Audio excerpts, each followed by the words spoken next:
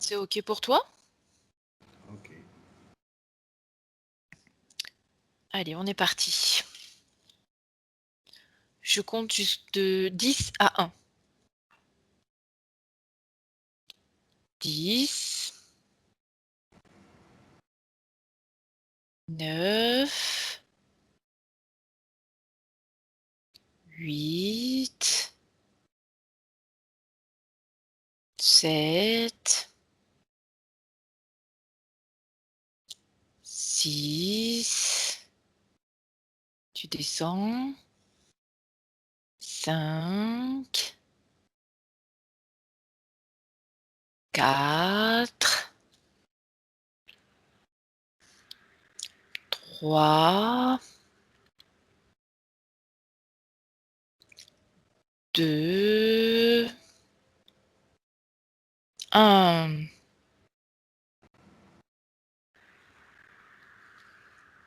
Et je compte maintenant de 1 à 3. 1, 2, 3. Connecte-toi au mot contrôle mental.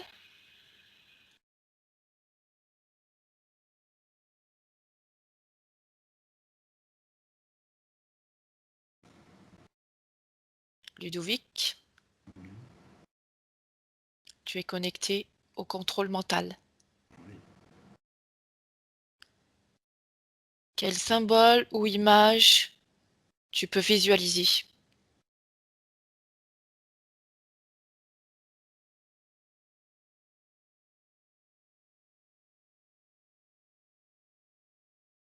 Écoute, tout de suite, ce qui me vient, c'est la matrice. Mhm.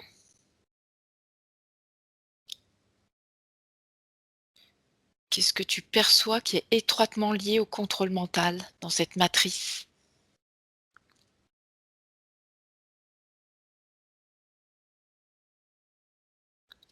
Hmm.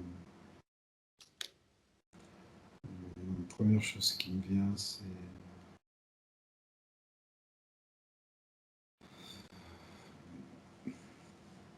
toute l'histoire de nos croyances limitantes.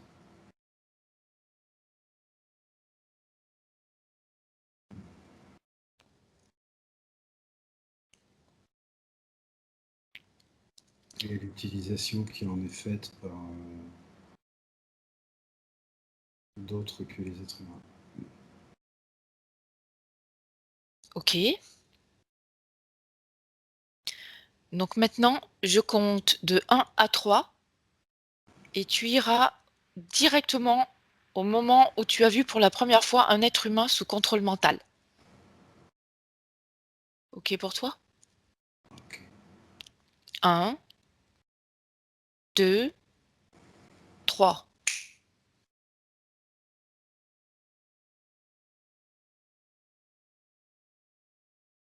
Qu'est-ce qui se produit, Ludovic?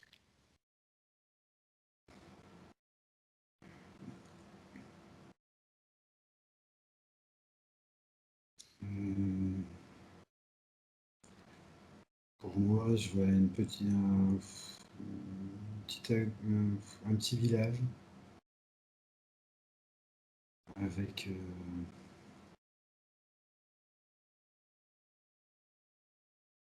hiérarchie. En fait, ce sont des nouvelles habitudes humaines. On se regroupe,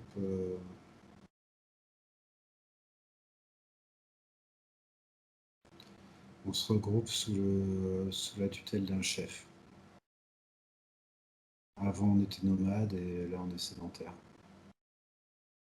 Ok. Et qu'est-ce qui se produit pour eux? Euh, Il y a une nécessité de s'organiser. Et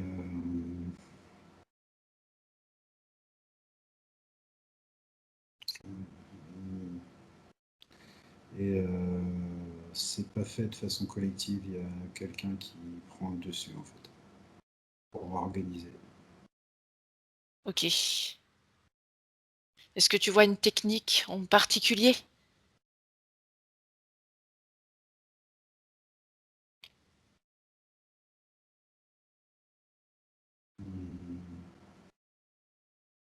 Je vois les premières lois communes. La notion de loi pour tout le monde. Hmm.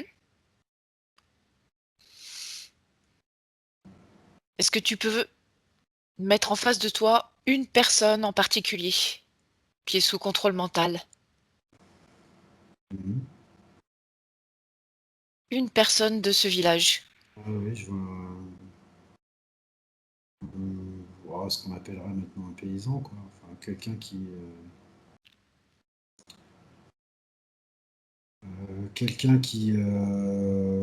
met ses moissons, qui stocke ses moissons. Mais c'est pas que pour lui, justement. C'est pour le village.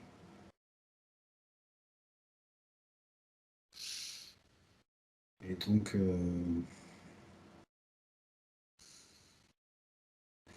bah, on lui dit comment les stocker, on lui dit comment les distribuer, on lui dit combien donner à chacun, on lui dit toujours. C'est plus lui qui. C'est nouveau, avant on était nomades, chacun était responsable de lui-même. Là on est sédentaire, c'est le premier village, ou je sais pas si c'est le premier, mais c'est dans les premiers villages. Et comme on reste au même endroit, ben, on a tendance déjà à vivre plus nombreux, pas que avec la famille ou la tribu, quoi. Et donc faut s'organiser et on connaissait pas ça avant.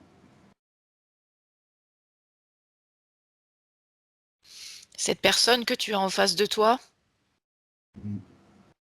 Ouais. comment tu la ressens? Elle accepte tout, sans réfléchir? Elle n'est pas consciente de ce qui se passe parce que c'est le début, quoi. C'est vraiment un monde nouveau, quoi. C'est un monde nouveau. Ce qu'il y a, Est-ce c'est que tout que, le monde s'est pas constitué en village tous ensemble, quoi. Il y a eu un village, puis après un autre, puis après un autre, ce qui fait qu'il est très conscient de sa singularité, en fait, par rapport à tous les autres êtres humains. Et donc, il est conscient qu'il vit quelque chose de nouveau, en fait. Et donc, ouais, il accepte parce que il- c'est pas un dominant, quoi. Il a plutôt un caractère.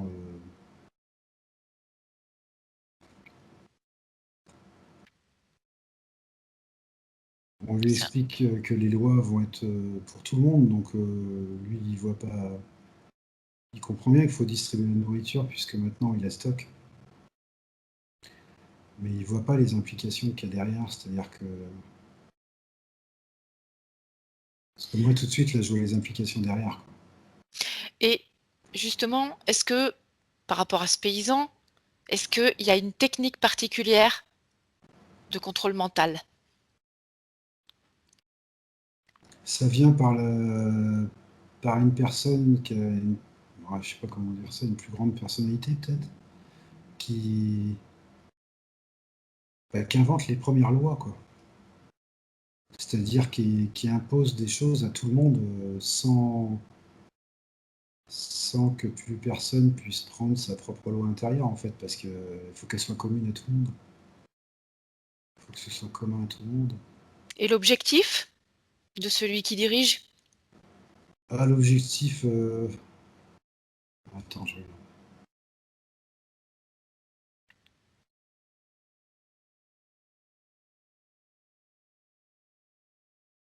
Ah, l'objectif, il est simple, d'ailleurs.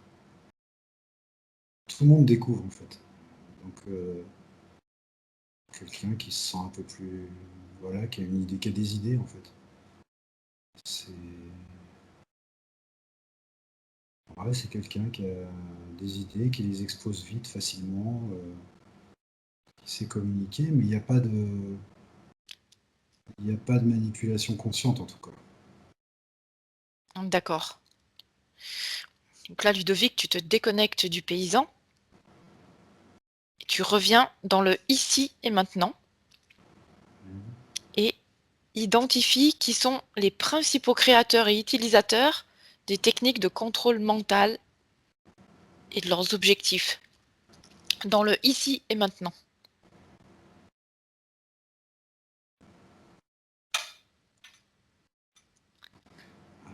Est-ce qu'il s'agit du même contrôle mental que de ce que tu vois à l'époque?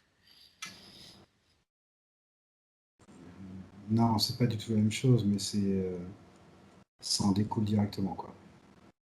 Mais c'est plus du tout la même chose. Bon, la première chose qui me vient, là, c'est dans le monde physique, hein. La première chose qui me vient, moi, c'est... Le village s'est tellement complexifié, on est arrivé à une mondialisation du village, ce qui fait que maintenant, bah, le chef, c'est devenu un État, ou une religion, ou des idées limitantes qui ont été construites depuis des millénaires. C'est la matrice, quoi. C'est une matrice. Mais c'est complexe, la matrice, quoi. Il y a plein de choses, plein de choses. Et ça, c'est dans le monde physique. Les Mais gens sont tenus mentalement. complètement, Ok. complètement. Est-ce que n'importe quel Complètement être parce humain que... peut devenir victime du contrôle de l'esprit? Oui, oui. Oui, parce qu'on n'est pas simplement dans le physique. On est, on a tous un bagage énorme de matrice en termes de temps. Mhm. Et comme la confusion est installée depuis très très très longtemps, et en plus, moi, ce que je vois, c'est que si au début, dans le village, il n'y avait peut-être pas d'intention manipulatrice ou négative, entre guillemets, ça a été très vite récupéré bah, par des énergies qui ont vu tout l'intérêt de ça. Mhm. Et donc, ce que je vois, c'est que ça fait longtemps que même ceux qui pensent être aux commandes des choses ne sont pas vraiment aux commandes. Ne sont plus vraiment aux commandes. Qui est aux commandes? C'est pas humain. C'est des énergies et des forces qui sont pas sur le plan physique. Mhm. Et qui passent à travers ceux qui sont aux commandes dans le monde physique, mais c'est qu'une illusion, ils sont pas aux commandes. C'est pas vraiment eux qui sont aux commandes. Même si je perçois qu'il y en a quelques-uns qui sont vraiment aux commandes, hein, je comprends pas trop. Bah, disons que j'ai l'impression qu'il y en a quand même dans le physique qui sont vraiment aux commandes parce qu'en fait, ce sont pas des personnes physiques en fait. Est-ce qu'il y a L'interférence des... est telle que c'est plus des personnes physiques. Ces personnes... Ces personnes qui sont sous contrôle mental, est-ce qu'il peut y avoir des effets secondaires? Est-ce qu'elles sont victimes Ah, d'anomalies, d'effets secondaires? euh, oui. Euh, le premier effet secondaire, c'est plus de liberté. Et c'est fondamental parce que la liberté, c'est ce qui définit l'être humain originellement. Donc c'est le premier effet secondaire. Et après, il y a tous les effets secondaires qu'on peut imaginer. Du coup, il y a des maladies. Du coup, il y a des aberrations, des confusions, des... des effondrements, dépression, suicide.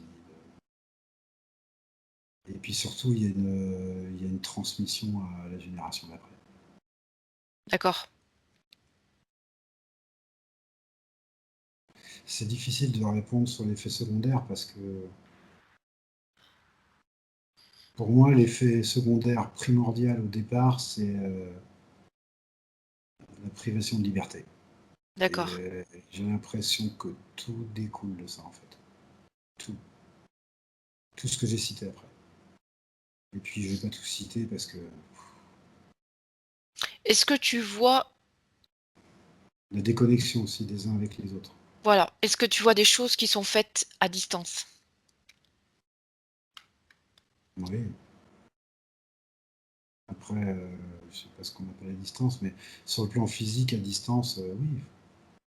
Les médias. Mmh, Après, des choses qu'on voit pas forcément, mais parce que les médias, c'est exprimé.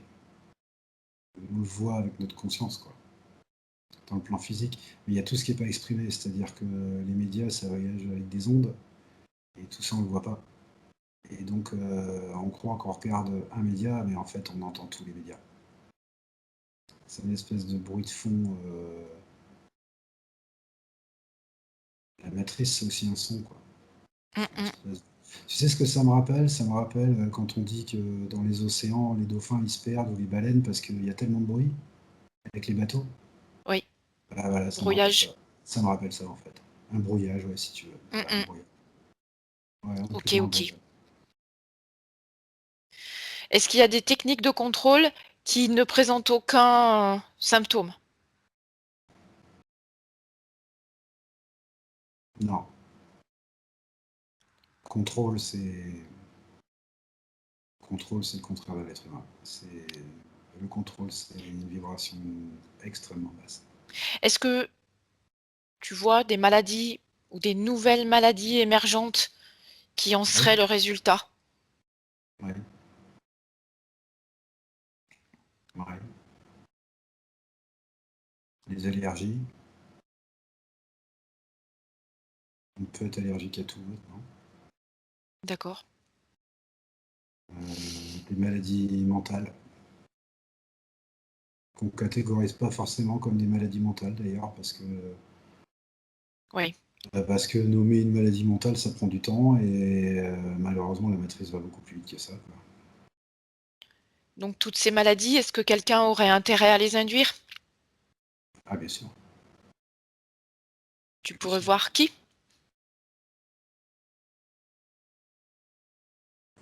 Sur le plan physique ou éthérique? Les 2. Alors, sur le plan éthérique, bon, bah, c'est ce que je t'ai dit au début, hein, il y a des forces et énergies qu'on peut définir avec plein de mots, extraterrestres, jamais incarnés, même des désincarnés, humains, que j'ai Mmh. déjà tellement pris en fait que OK. voilà, c'est des forces entre guillemets négatives, quoi, Oui, de manipulation, voilà, de plein de choses.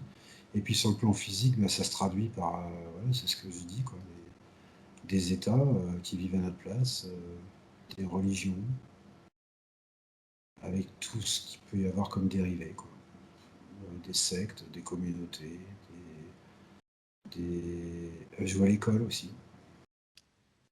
Mais en fait, l'école, c'est tu logique. as dit? Oui, en fait, c'est logique parce que Oui. c'est lié à l'État, en fait. Je vois une réécriture perpétuelle de l'histoire aussi, plus ou moins volontaire, parce que ça dépend qui est aux commandes, mais une réécriture perpétuelle de notre histoire. En fait, je vois la matrice, sa méthode de, sa méthode, c'est la confusion. Attends, en racine de la confusion, c'est la séparation déjà. La séparation. On sépare tout. Ouais, On sépare le temps, on sépare l'espace, on sépare les gens, on sépare les idées, on sépare les concepts, on sépare tout. Et c'est ça ça. entraîne une confusion absolument. Une Et le insécurité? but. Ah bah tout ça, ça découle, en fait. Mmh. La sécurité, c'est plus au niveau émotionnel, mais c'est la même chose en fait.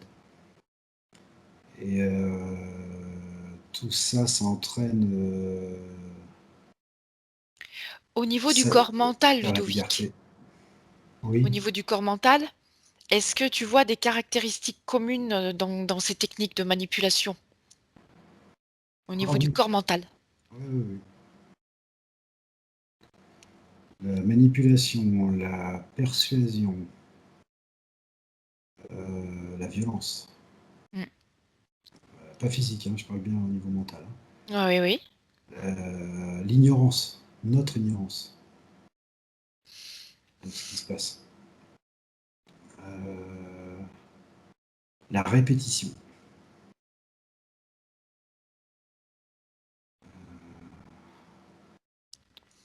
Ouais, c'est ce qui me saute aux yeux en premier.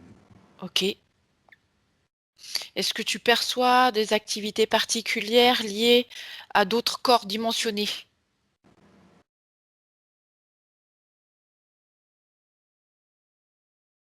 Je comprends pas la question. Écoute, on peut faire simple. Qu'est-ce que tu ressens? Est-ce que tu peux ressentir l'impact de ces techniques de Ouais. manipulation au niveau d'autres corps que tu peux percevoir? À d'autres corps. D'autres corps dimensionnés. Ah, d'accord. Dimensionnels, pardon. C'est D'accord, pareil. d'accord. J'ai compris, j'ai compris. Ouais, mais je vois que vraiment, oui, oui, oui, il y en a, mais la Terre, c'est vraiment,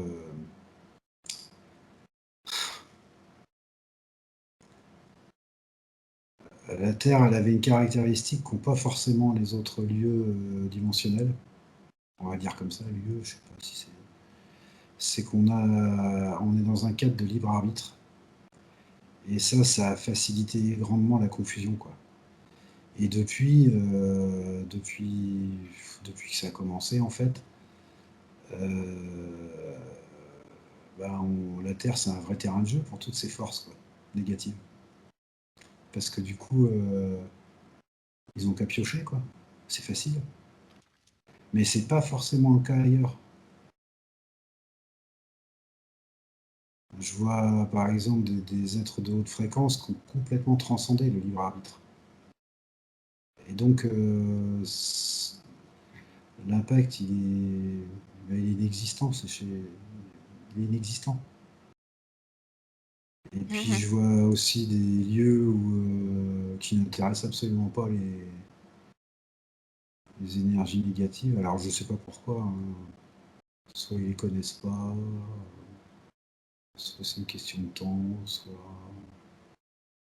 je sais pas. Il y a des lieux qui sont pas du tout touchés. Je sais pas pourquoi. Mais nous, on est particulièrement touchés à cause de notre cadre du libre arbitre. C'est facile pour eux, en fait. Parce que dès que tu as mis un petit peu de confusion au départ, voilà quoi. L'ignorance arrive, les choses que tu sais, celles que tu sais pas. Enfin voilà, on est du pain béni quoi pour eux. Oui, Drôle d'expression, pain béni. Ça me fait rire tout seul. certes. Ça me fait rire tout seul. Euh, Je vois peu d'animaux interférés, comme on dirait, quoi, par, euh, par du contrôle. Est-ce que selon une activité qu'on pratique, un métier, peu importe, est-ce qu'on peut être moins touché par ce contrôle mental? Est-ce qu'il peut s'agir d'une pratique particulière ou pas? Ouais. D'une activité? Toutes les activités alors, comment expliquer ça? Parce que je ne voudrais pas dire de bêtises. Du fait du libre arbitre, on a deux mouvements possibles en nous, quoi. Et le mouvement qui mène à se libérer peut se faire à travers certains métiers. Et tous ces métiers-là, en fait, peuvent... C'était quoi la question? Nous libérer? Non, c'est est-ce que tu vois des activités particulières, des métiers particuliers qui échappent au contrôle mental? Ce qui fait que les gens Ah, peuvent excuse-moi, passer au travers. j'avais pas bien compris. Non, il n'y en a aucun. Aucun parce que c'est toujours in fine l'individu qui fait la différence. Si je prends un exemple, par exemple, je sais pas, moi, instituteur, voilà, c'est un exemple comme un autre, eh ben, on peut échapper au contrôle mental si l'individu qui est l'instituteur, si l'instituteur lui-même est sur un chemin de libération intérieure, s'il prend conscience petit à petit avec sa vie qu'il est en prison, qu'il est là pour en sortir, que ceci, que cela. Alors, on peut dire qu'il échappe, entre guillemets, au contrôle mental parce qu'il a pris conscience qu'il y en avait un. Mais après, il y a l'instituteur qui n'a pas spécialement pris conscience de ça. Oui. Et du coup, il vit le contrôle mental de plein fouet et du coup, il continue à transmettre ça. En fait, il n'y a pas d'activité particulière. Chaque point présent du présent, chaque point du présent est une porte d'entrée pour échapper au contrôle ou pour y être soumis, en fait. Mais OK. c'est vraiment l'individu qui fait la différence. Enfin, l'individu, je sais pas comment dire, c'est même pas l'individu. C'est comme s'il y avait un. C'est comme si à un moment donné, ce qu'on est profondément avait fait un choix. Alors, je parle pas d'un choix mental, hein, je parle pas je parle d'une espèce de choix, je sais pas où il se situe, une espèce de choix très profond, et c'est ce choix qui fait la différence, quoi. Mmh. On n'en est pas forcément conscient, hein, Et est-ce qu'il de ce existe choix. des techniques de contrôle de l'esprit qui nécessiteraient, l'état du sommeil pour pouvoir, s'installer?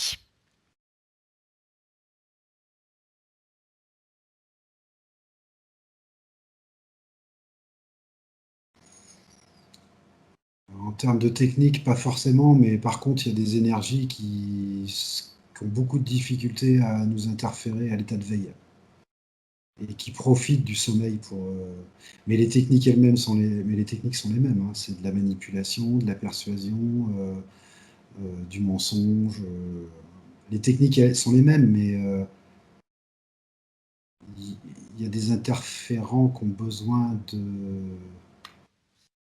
qu'on soit dans le sommeil, qui ne peuvent nous attaquer que dans le subliminal, en fait, qui ont beaucoup de mal à nous atteindre dans le physique. Ouais. Mais les techniques sont les mêmes, toujours, toujours. Est-ce qu'on pourrait, pour ceux qui sont conscients et qui pourraient être interférés tout de même, est-ce que tu penses qu'il y aurait une technique pour se protéger de ça? Non, il n'y a que la vigilance. Tu sais ce qui me vient tout de suite, là? Mmh? Alors pourtant, Dieu sait que je suis pas religieux, mais c'est Lucifer. Parce que Lucifer, c'est l'ange déchu. C'est-à-dire que c'est un ange. Et pourtant, il est tombé. En fait, il n'y a pas de... Rien ne nous garantit qu'on tombera pas demain. Il n'y a qu'une chose, c'est la vigilance intérieure, perpétuelle, éternelle, sans faille. Parce que à tout niveau, enfin, à tout niveau, j'aime pas le mot, mais c'est pas parce qu'on a un état de conscience plus important que celui de la veille qu'on risque pas de tomber, quoi. Voilà, je sais pas comment trop l'exprimer sans mettre de hiérarchie là-dedans. Une question d'émotion?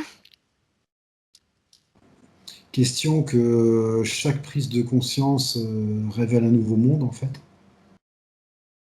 Et que donc, dans tous les mondes qu'on révèle, eh ben, il y a toutes les possibilités, quoi. Donc on peut se faire avoir à chaque fois, en fait. Je sais pas, il faudrait que je prenne un exemple un peu plus concret. On va transcender la colère, par exemple, donc on est content parce qu'on tombera plus dans. Il y a des interférences qui se nourrissent de la colère, bah, évidemment, elles n'ont plus accès à nous, du tout. Il ne s'agit même pas de les combattre, hein, c'est. Voilà. Le problème, c'est qu'en transcendant la colère, eh ben, on va se retrouver dans une nouvelle façon d'être, et qu'avec cette nouvelle façon d'être, eh ben, on va être confronté à autre chose. Mmh. Par exemple, je sais pas moi, la honte. Voilà. Mais le temps qu'on le percute, le problème, c'est qu'il y a toujours un décalage entre la conscience élémentale du corps et la conscience plus près de l'essence, quoi, la conscience subliminale, la conscience éthérique. Tu sais, c'est un peu comme la métabolisation, quoi, tu vois. Il y a toujours un décalage entre la libération que tu fais dans les terres et le fait que ça se concrétise dans le corps. Et ben, c'est vrai à tous les niveaux, ça. C'est vrai à tous les niveaux. Et ce décalage, en fait, c'est la porte ouverte à toutes les possibilités, quoi. Donc, quel OK, que soit le niveau de conscience qu'on a, le risque est toujours là. Et je vois que la vigilance. Que la vigilance intérieure, je vois rien d'autre, en fait. Maintenant. Maintenant. Parce qu'il y a eu des époques où il y avait d'autres possibilités, mais justement, ça dépendait de leur niveau de conscience. Mais là, on est dans des temps où on est en train de comprendre collectivement que tout est à l'intérieur, et donc je ne vois plus que la vigilance, en fait. Je ne sais pas si je m'exprime bien. oui, très bien. En ce qui concerne, les enfants, est-ce que tu peux te connecter à un enfant à qui on fait suivre de manière intensive un programme de contrôle mental? Ouais, ouais, c'est un enfant lambda. Alors par contre, ce que je vois, c'est que... Ah, je vois plusieurs choses. D'abord, ce contrôle mental, il continue, parce qu'il est transmis. Voilà, de toutes les manières possibles et imaginables, par les parents, par l'école, par la société, par tout ce qu'on veut, les croyances limitantes, par l'histoire, par tout ce qu'on veut. Par contre, ce que je vois aussi, c'est que c'est en train de s'accentuer. C'est-à-dire qu'on est en train de vraiment insister, insister, insister. Et quand je regarde pourquoi, c'est parce que ces enfants ne sont plus aussi dupes que la génération d'avant. Je vois une forme de... C'est que c'est marrant parce que ce qu'on vit en ce moment, de collectivement essayer de se rendre compte petit à petit que la souveraineté intérieure est importante, j'ai l'impression que les nouveaux enfants qui arrivent, bah, il y en a beaucoup, c'est déjà inscrit dans leur ADN, quoi. Mmh. Et donc, d'un côté, le contrôle mental est de plus en plus pressant, mais de l'autre côté, ils sont de plus en plus forts, quoi. Les enfants, ils sont de plus en plus... C'est comme s'ils naissaient maintenant avec ce qu'on est en train de comprendre, nous, maintenant. Mais comme si eux, c'était un acquis, quoi. C'est dans leur gène. Alors, pas tous les enfants, hein, mais globalement, globalement, la génération qui arrive, bah, en fait, c'est normal, hein. En fait, c'est l'évolution. En fait, c'est normal. En fait, c'est normal, mais c'est surprenant parce que je vois un enfant, par exemple, voilà, qui a 4 ans, là, ou 5 ans, euh, eh ben, on a plus tendance à lui parler de manière plus... On s'adresse plus à son âme maintenant qu'on s'adressait à la génération d'avant. La génération d'avant, quand on... Ah, je trouve pas les mots. Quand on lui parlait, on s'adressait à la représentation de l'enfant qu'on avait. Oui. Et là, comme nous, on est en train de prendre conscience collectivement, bah, je vois de plus en plus de gens qui s'adressent à ces enfants de 4 ans, 5 ans, en s'adressant, alors consciemment ou inconsciemment, c'est pas toujours conscient, hein, mais ils s'adressent plus à la conscience qui est dans le corps de l'enfant. Je sais pas comment expliquer ça. Comme si la souveraineté était en train de gagner aussi dans la transmission, quoi.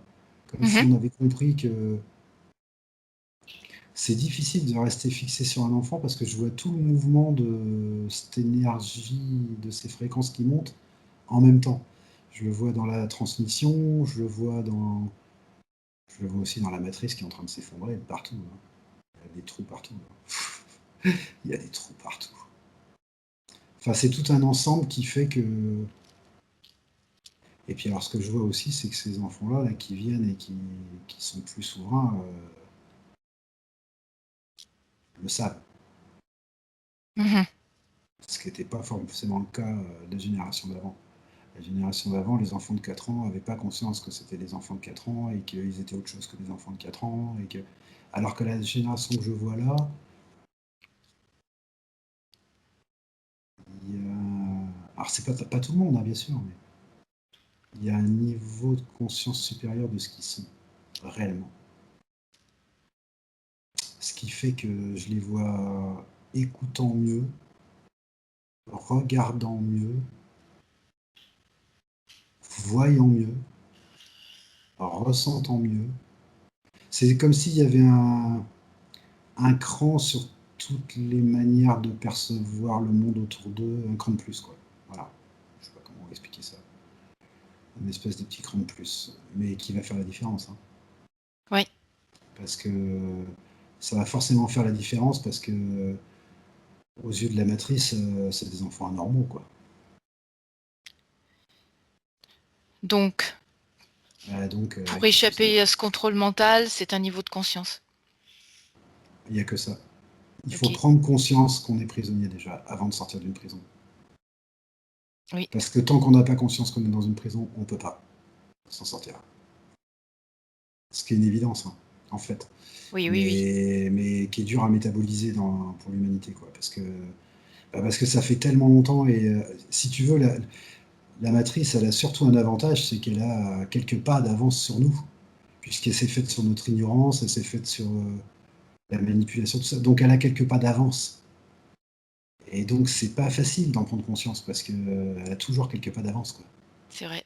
Très Sauf que, juste. ce qu'ils n'ont pas l'air de voir de leur côté, il y a plein de choses qui leur échappent. Ce qui leur échappe, entre autres, c'est que c'est une anguille, les trucs, hein. C'est une anguille. Quand il peut pas passer par la porte, il passe par la fenêtre, hein. Hmm. C'est clair et net, hein. Et puis si c'est pas dans le physique, c'est dans l'éther, hein. Et puis si c'est pas dans une autre vie, c'est dans l'entre-vie. Et puis si c'est pas... C'est une anguille. Et ce qui fait que les générations qui arrivent ont l'air de les surprendre, quoi. Mhm. Ce qui est fou, ça a l'air de les surprendre au point que ils savent pas trop comment faire, en fait, hein. Très bien, très bien. S'il n'y a Ça plus de pète de solution, partout, tant hein. mieux pour eux. Ah, j'ai pas dit qu'il n'y a plus de solution, mais je dis que Bien moins. ils ont pas beaucoup d'imagination. C'est-à-dire que les techniques, depuis le début de l'humanité jusqu'à maintenant, c'est les mêmes. Oui, Il n'y a rien de neuf sous le soleil pour eux. Ils trouvent pas de... Et comme nous, on transcende les choses petit à petit, la logique voudrait qu'ils trouvent d'autres techniques. Mais c'est toujours oui. les mêmes. Ils sont pas à l'imagination. C'est toujours les mêmes. C'est du contrôle mental par la manipulation, par le mensonge, par le... Ah, je vois aussi le trafic génétique. Enfin voilà, les médias. Enfin, c'est toujours dans la communication et dans le mensonge de la communication, en fait. Mais il n'y a pas de technique novatrice ni depuis le début, ni maintenant, quoi. Le problème, c'est que Ils se les sont êtres pris à leur humains, ils propre changent. contrôle mental. Ils Ils sont sont en restés train de... dans leur propre prison. Eh ben, en fait, c'est ça le truc. C'est qu'en fait, celui qui est en prison, c'est pas celui qu'on croit. Ok. Bravo, t'as trouvé le Ah oui. terme. Celui qui est en prison, c'est pas celui qu'on croit, en fait. Alors évidemment, ça se voit pas encore dans le physique parce qu'on n'est pas au bout du truc, Oui. mais ça va se voir. Mais ça va se voir. Oui. Il y a des brèches. Il y a des brèches parce qu'ils n'ont pas d'imagination, quoi. C'est pas, ça y est, c'est pas des créateurs, en fait. Ils sont pas du tout créateurs. Alors certes, nous on l'est et ça nous a joué des tours parce que on crée sans le savoir. Mais on est en train de prendre conscience justement qu'en fait on est des créateurs. Donc du coup, on fait un peu plus attention à ce qu'on dit, à ce qu'on fait, à ce qu'on veut, à ce qu'on pense, à ce qu'il y a autour de nous. C'est pour ça qu'on prend conscience qu'on est en prison. C'est pour ça qu'on prend conscience qu'on n'est pas souverain. C'est pour ça que Voilà. Mais eux, ils sont pas capables de ce chemin-là. Ils sont dans leur propre chaîne, j'allais dire un manteau, je sais même pas si c'est le manteau, c'est vraiment fréquentiel, quoi. Ils sont dans des chaînes qui bougent pas depuis le début, en fait. Il y a pas d'évolution chez eux, en fait. Oui, L'évolution, c'est pas un concept, l'évolution, c'est la loi naturelle des choses. Mais ils sont pas là. Ils sont pas là-dedans. OK, très bien. Donc ça va s'inverser comme une chaussette. Tu sais, comme une chaussette que tu retournes, quoi. Mmh. Ceux qui étaient dans le fond de la chaussette, bah, ils vont se Hop, retrouver dehors et vice-versa, quoi. au grand jour. Ceux qui sont en prison, en fait. OK. Bon, très bien. On peut conclure là-dessus? Ouais, je voudrais juste conclure en disant quand même que en même temps, on n'est pas au bout parce que elle est lourde cette matrice, mais en même temps, je sens très bien que tout peut se faire dans un claquement de doigts, en fait. J'ai pas entendu. Tout peut se faire dans un claquement de doigts quand même. D'accord. Ça peut aller très vite. Ouais, parce qu'on est dans des temps où on avait une expression dans le temps, c'était des temps d'urgence. Mais en fait, c'est une image pour montrer que on est dans des temps où le temps lui-même change, s'accélère de plus en plus, parce qu'en fait, il est en train de disparaître. Cette idée même du temps, elle est en train de disparaître. Donc, tout peut paraître très lent d'un certain point de vue, et tout est très rapide si on se met sur un autre point de vue, et en fait, c'est pas contradictoire. Bah, en même temps, on est Genre, en urgence sanitaire. on est en urgence de Finalement, tout. ça peut être, à notre profit. En urgence sanitaire, ça peut Ah, être un terme pour nous réveiller aussi. de toute façon, l'urgence sanitaire, c'est la partie immergée de l'iceberg, parce qu'en fait, le Covid, c'est une grâce qu'on nous fait, hein. On nous laisse le temps de prendre un inspire, C'est ça. un gros inspire. Et c'est OK. Gaïa qui nous laisse le temps. C'est Gaïa en plus.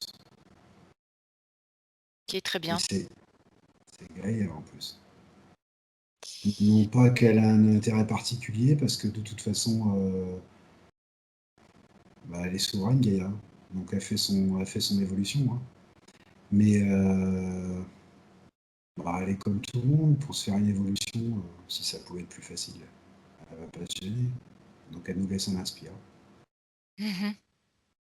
Rien de plus. Très bien. Ludovic, tu te déconnectes du contrôle mental? Déconnecte. Tu reviens dans ton corps. Je fais un décompte de 5 à 1. 5. Respire.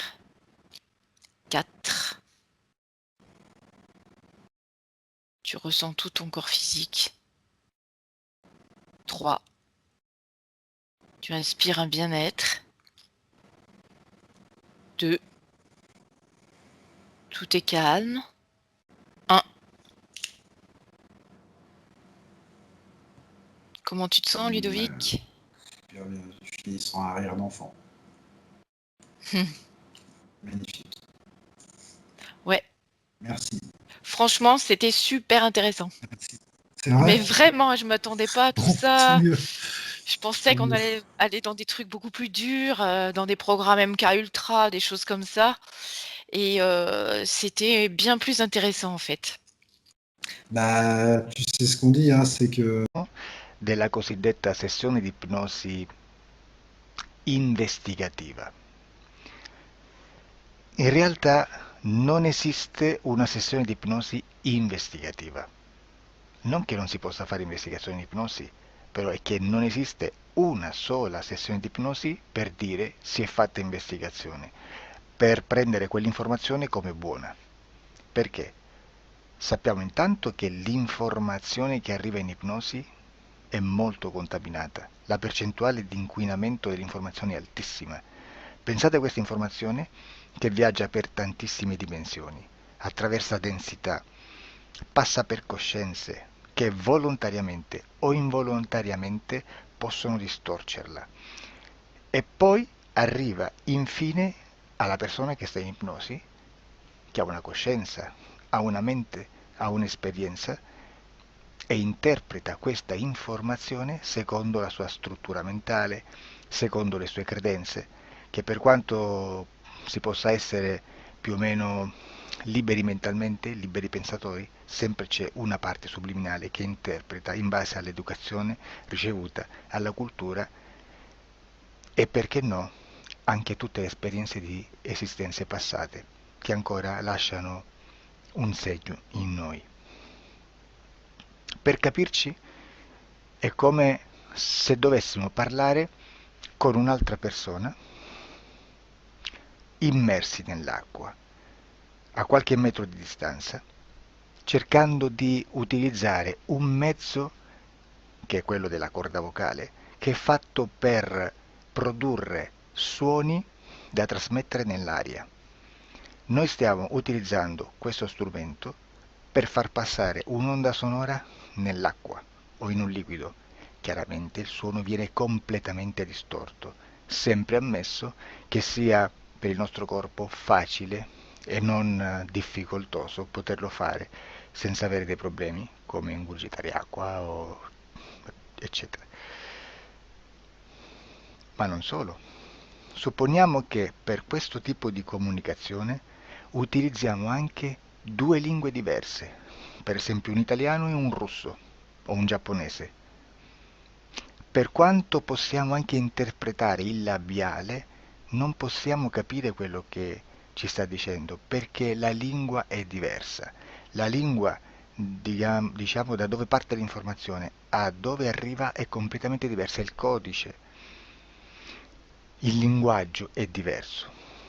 Ma possiamo anche cercare di capirci attraverso i gesti, attraverso le espressioni facciali. Per quanto sia ipoteticamente facile poterlo fare sott'acqua, però non dobbiamo dimenticare che l'acqua non è l'aria e può distorcere l'immagine, ma non solo. Dobbiamo anche pensare che l'altra persona, che parla un'altra lingua, che viene da un'altra cultura, potrebbe interpretare i segnali che noi interpretiamo come X in Y. Per noi un sì è abbassare la testa dall'alto verso il basso, per esempio, sì, e il no da sinistra verso destra, no. In alcuni paesi orientali, come le Filippine credo o qualcun altro, utilizzano esattamente gli stessi segni, ma al contrario.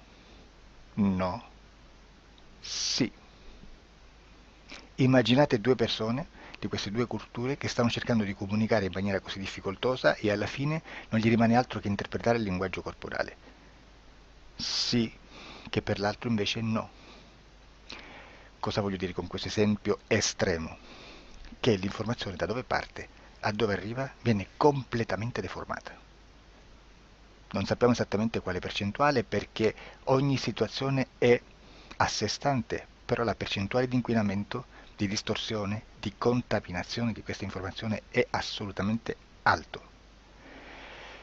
Quindi fare una sessione investigativa, mettere una persona in ipnosi e chiedere di Tizio Caio Sempronio di una situazione o chiedere certi dati è assolutamente controproducente, è assolutamente inutile. Quindi vi chiederete cosa fate allora voi quando fate ipnosi, quando fate delle domande, quando cercate delle risposte e con queste informazioni che vi arrivano lavorate sulla situazione esoterica del cliente. Beh, non facciamo altro che recuperare questa informazione solamente per arrivare al problema del cliente e poi lavorarci. Quindi il valore dell'informazione non è quello di un'istruzione, quello di memorizzare dei dati e di prenderli per buoni, ma è un veicolo di movimento, di trasporto verso la causa del problema per poi lavorarci.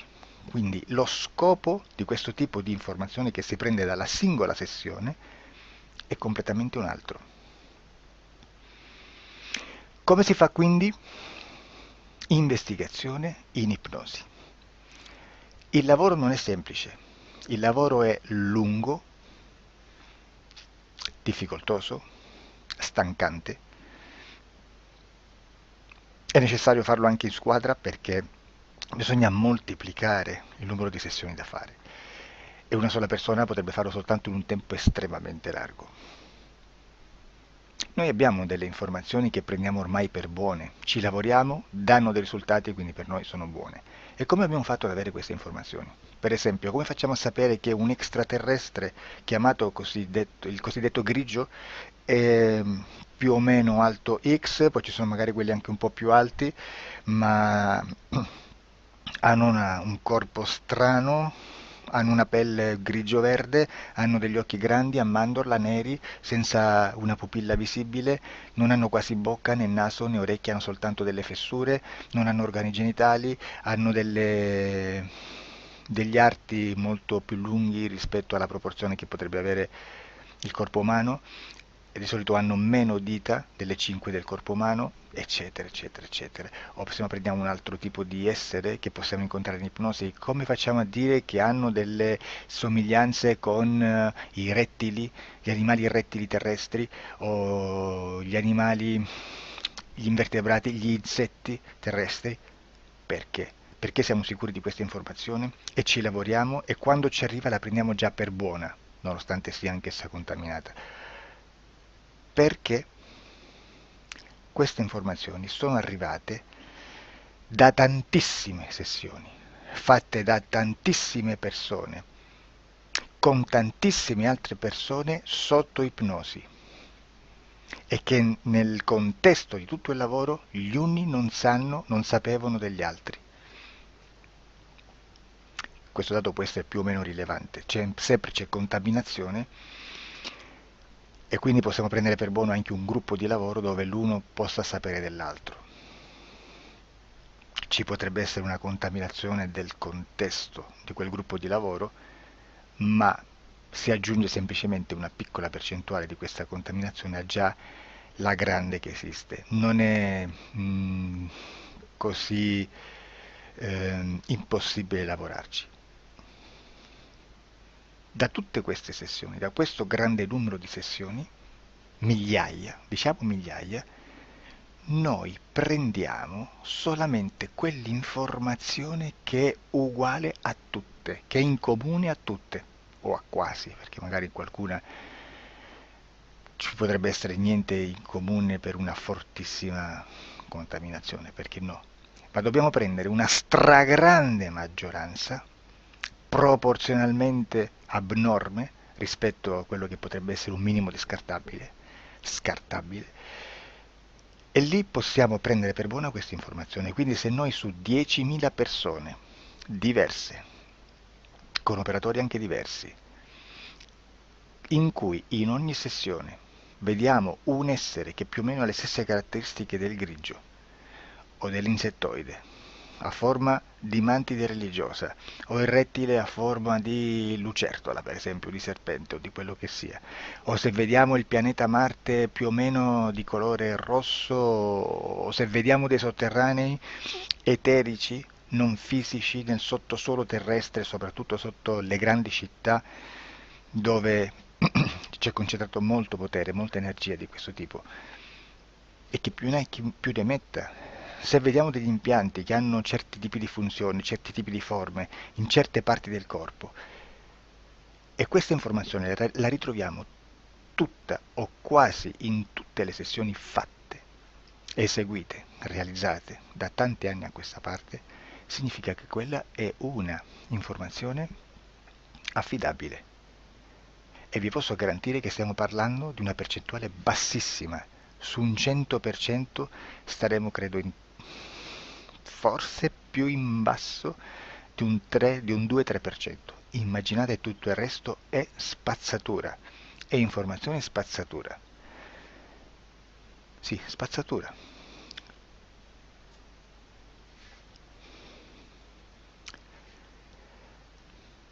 C'è anche un'altra cosa da dire. Supponiamo che un operatore faccia un'ipnosi e voglia andare a vedere cosa fa Tizio, cosa fa Caio, cosa fa Sempronio. Arrivano delle informazioni e si dice che Tizio è biondo, Caio è zoppo e Sempronio è uno sportivo. Intanto già abbiamo detto che una sessione soltanto non serve, d'accordo? Ma poi c'è da dire che una coscienza, un essere, in ambiente subliminale, la sua parte subliminale potrebbe non dare autorizzazione a questa fuoriuscita di informazioni. Mi potreste dire, e allora tu quando chiedi agli esseri cosa fanno, cosa non fanno? Beh, intanto la prendo sempre con le pinze perché abbiamo sempre detto che tutto è molto contaminato e mi serve solo per dirigermi da una parte. Ma c'è anche da dire che se un essere interferisce con l'altro, ha aperto un canale di comunicazione a cui non può ovviare, a meno che non lo recida, non lo annulli. Quindi quando io faccio la domanda a un essere, se lo faccio attraverso l'interferito, mi arriva l'informazione per un canale aperto che sottostà alla volontà dell'interferito. Sulla volontà dell'interferito parleremo in un prossimo video disclosures. Però, se io voglio fare un'investigazione sopra Tizio, Caio e Sempronio che non hanno nessun collegamento, nessuna interazione e nessuna interferenza con il soggetto con cui io sto realizzando l'ipnosi, non è detto che mi arrivi questa informazione. Assolutamente. Potrebbe esserci completamente un muro. Come potrebbe esserci informazioni perché quell'altra parte potrebbe autorizzare comunque. Ma non è detto.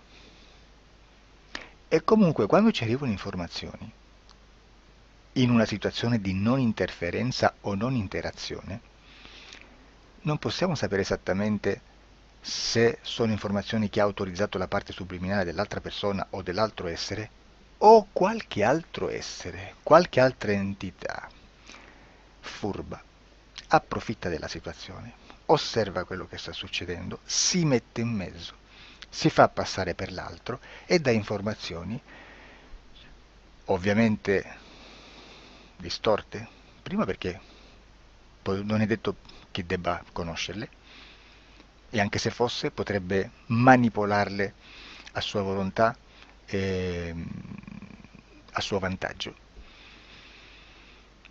E quindi immaginate che situazione ridicola ci si viene a trovare, in quale situazione ridicola ci si viene a trovare in questi casi.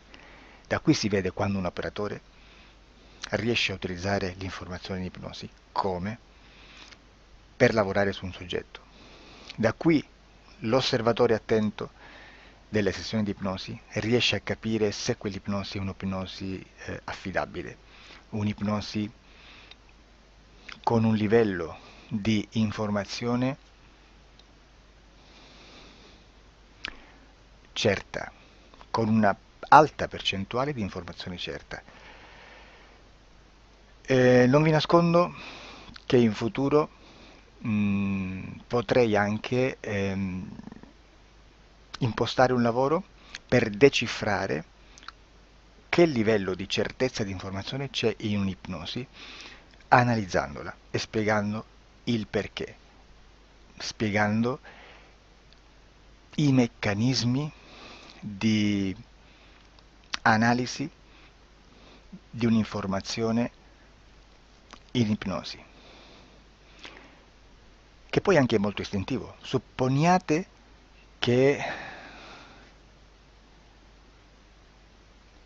Supponiamo che dobbiamo cercare un'informazione su internet, per esempio un fatto di cronaca. Voi preferite mettervi su un sito ufficiale? A caso. L'ANSA in Italia,